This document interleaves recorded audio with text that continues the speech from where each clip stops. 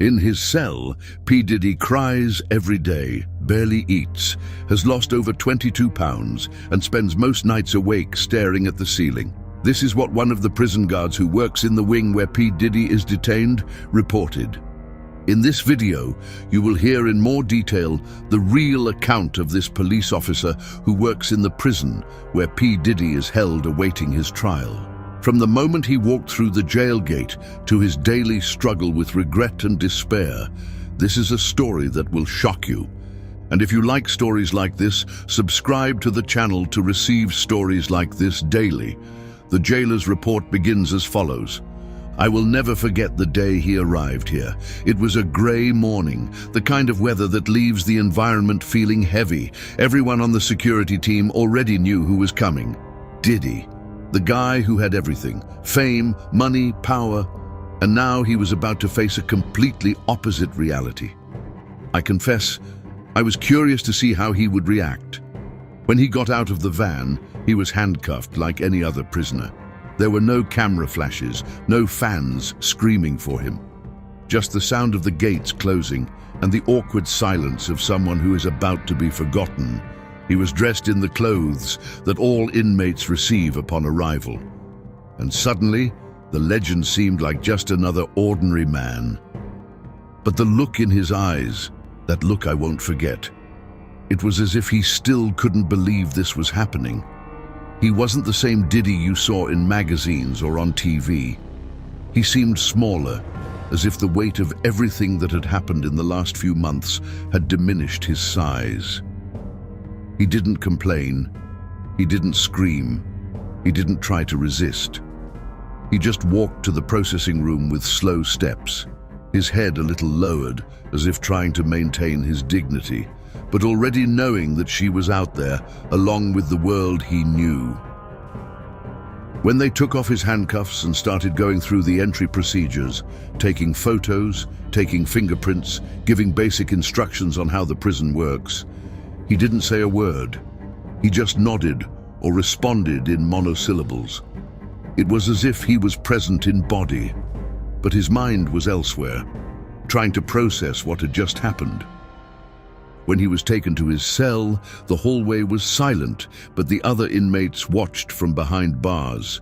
Some shouted provocations, as they always do with newcomers, but many just looked, trying to understand how that man, who seemed invincible, had ended up there.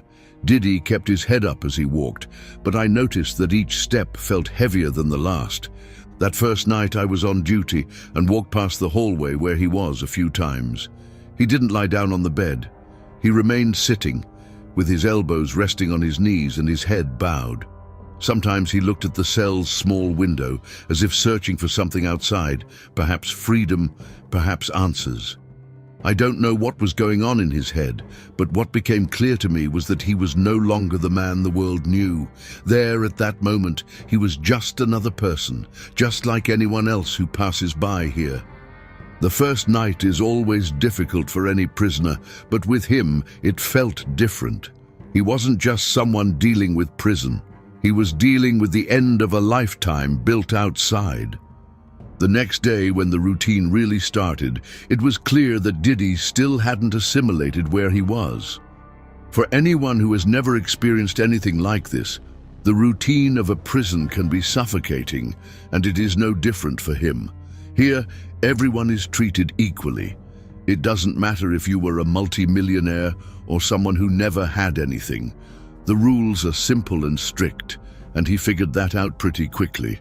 Breakfast is served early, and the cells are opened for inmates to go to the cafeteria. When I passed the corridor where he was, I saw that he was taking a while to leave. He seemed confused, looking around as if waiting for someone to guide him or call him, but here, that doesn't happen. Newbies have to learn by themselves. After a few minutes, he finally left the cell, his steps slow, almost unsure. In the cafeteria, he took his tray and sat in a corner, alone. None of the other inmates approached, nor did he try to talk to anyone. The food here is no gourmet experience, far from it. It is functional, made to keep prisoners fed, but without luxury. He stared at the tray for a long time, as if he was trying to decide whether to eat it or not. In the end, he took a few bites, but left almost everything on the plate. After breakfast, prisoners go about their activities, work, exercise, or whatever is on the schedule. He was taken to the courtyard, but he just stood in the corner, watching. Many inmates use this time to exercise or talk, but he felt like he was in another world. He crossed his arms and stared at the ground, sometimes at the high walls surrounding the courtyard. He seemed more interested in counting the bricks in the wall than in interacting with anyone. The biggest shock for him was probably the lack of privacy. Cameras are everywhere, and guards are always alert. There is no space for private moments. Even conversations with the family are monitored. At the end of the day, he returned to his cell and remained silent. I heard some inmates commenting, "He won't last long like this. This place will break him." That routine was just the beginning, but you could see that he wasn't prepared for the life that lay ahead. The posture of someone who dominated the world did not suit the man who was now fighting to survive another day. Over the next few weeks, it became clear that Diddy was falling apart emotionally. The initial shock of being in prison gave way to something even deeper: quiet despair. I saw it every time I passed his hallway. He would spend hours sitting in bed with his shoulders slumped, looking at the floor as if he was trying to find answers that didn't exist. One day, I heard from another guard that Diddy had cried alone in his cell at night. Here, this is not something that other inmates tend to respect. Any sign of weakness becomes a reason for provocation, or worse, a target. But he didn't even try to hide it. He was emotionally exhausted. Sometimes you could hear low sobs coming from his cell. It was a sound that was uncomfortable, not because it was loud, but because it was filled with something that seemed unbearable, even to those who were just listening. He also began avoiding as much interaction with other inmates as possible. In the courtyard, he always chose the farthest corner, as if he wanted to disappear. When someone tried to approach him, he barely responded, just mumbling something short or nodding his head. This voluntary isolation only made things worse. In prison, solitude is not a refuge, it's a weight that can break anyone. Depression began to affect his physique. The posture he had before, with his chest puffed out and head held high, disappeared. He walked with his shoulders hunched, as if the weight of his own thoughts were crushing him. He started to lose weight quickly. A guard told me that, during a routine weigh-in, they discovered that he had already lost more than 10 kilos in a matter of weeks. He stopped taking care of his appearance. At first, even though he was imprisoned, he still seemed to take pride in maintaining a clean and tidy appearance. But now, his hair was disheveled. His beard was growing out of control, and the uniforms he wore always looked wrinkled. It was as if he was giving up on himself. I saw many prisoners pass through here and face this phase of emotional collapse. But with Diddy, it felt more intense. Maybe it was the contrast between the man he was outside and what he had become inside. He wasn't just another prisoner dealing with the harsh routine. He was someone who never imagined life could come to this. Each day seemed more difficult for him than the previous one, and you could see it in every gesture, every empty look. For a man who had the world in the palm of his hand, he now seemed to have no control over himself. As time passed, Diddy's changing physicality became impossible to ignore. When he arrived, he still had that bearing that everyone associated with the powerful man he was. But now, weeks later, he looked like a shadow of his former self. I heard colleagues commenting that he had already lost more than 10 kilos. It wasn't just the weight. He looked malnourished, fragile, someone who no longer belonged in the body he inhabited.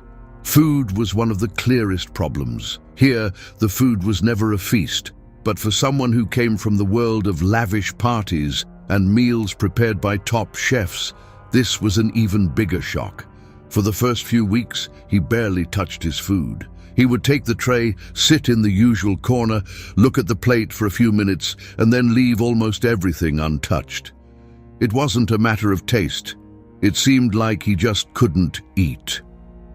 I remember one night in particular, I walked down the hall during dinner and he was sitting in his cell with his plate on his lap, but he wasn't doing anything.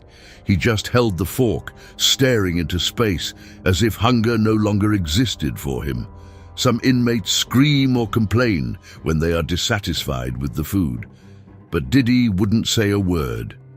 It was a silence that said more than any scream. Over time, the weight loss began to affect his health. He moved slowly, as if each step was an effort.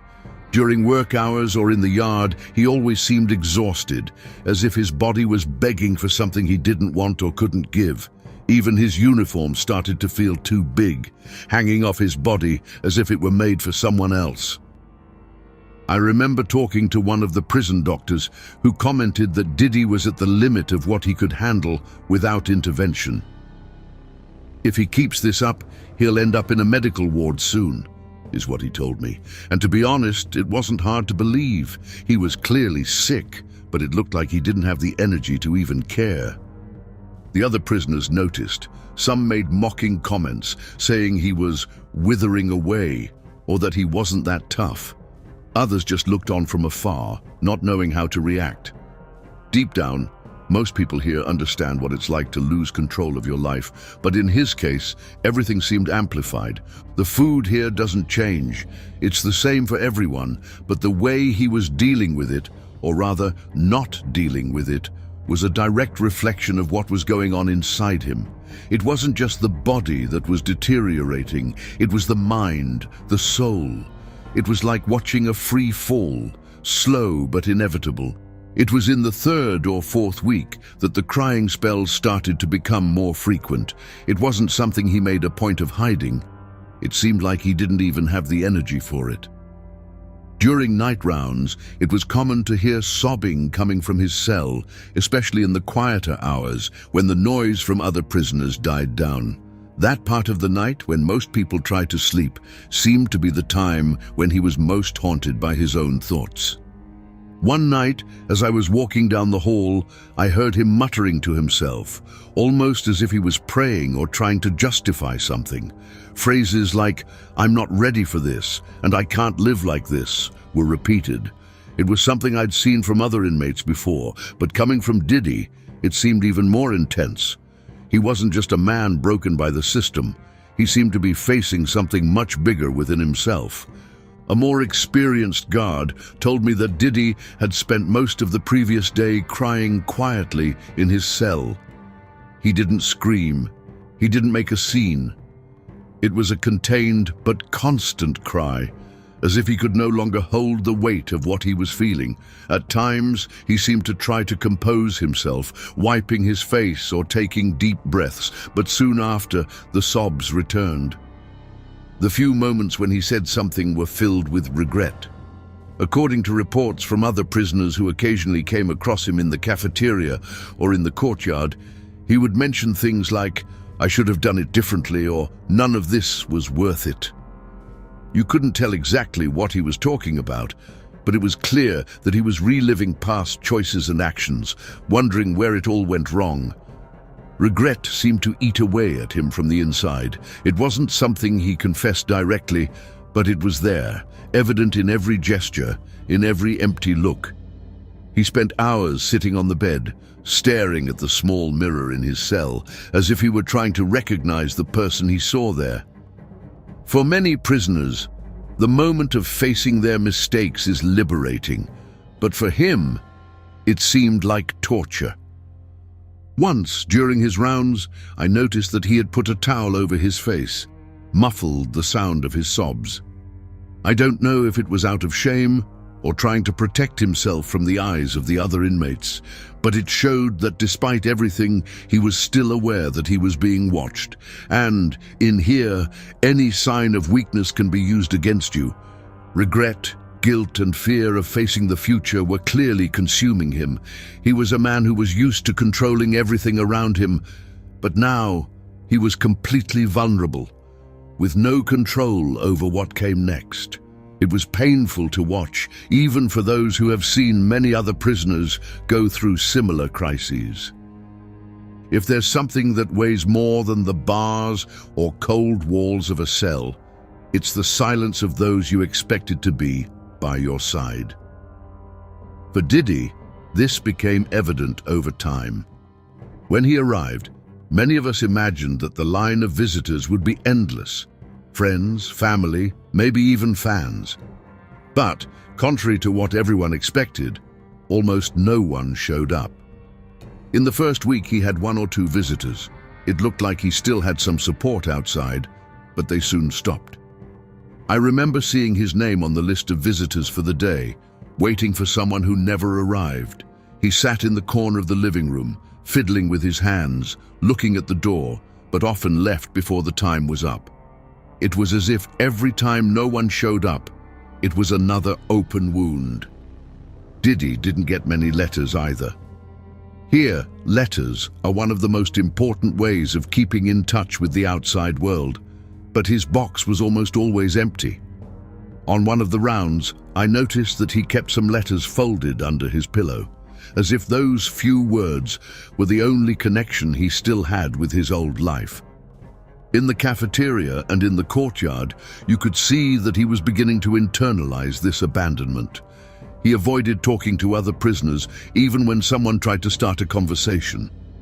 A colleague told me that he heard him say to another detainee, "Out there they forget you. Everyone forgets."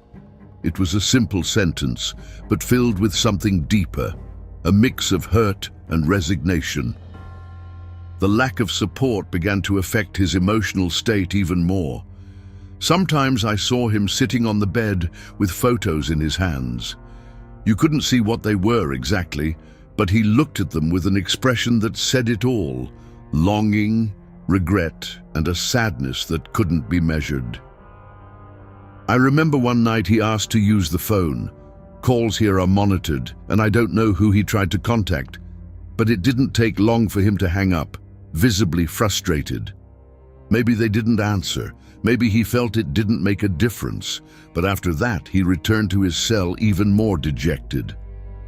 Isolation within prison is something everyone faces, but in his case it seemed to be amplified by the absence of everything he thought he would have by his side.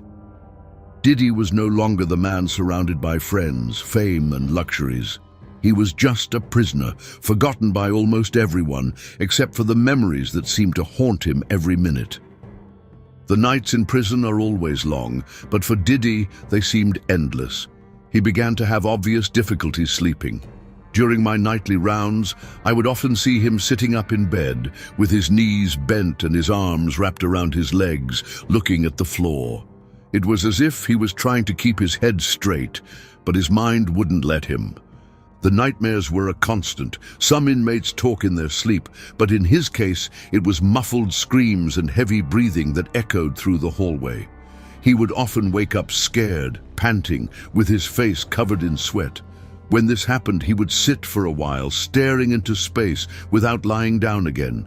It seemed like he was afraid to sleep again, afraid of reliving whatever was haunting him. The impending trial was clearly the trigger for this growing anxiety. He knew that every day that passed brought him closer to the moment when everything would be decided. It was not uncommon to hear him mutter phrases like, "I'm not ready," or "They're going to destroy me," especially at night when the silence of the prison made everything more intense. His tension was visible during the day too. He was restless, constantly fidgeting with his hands or his uniform.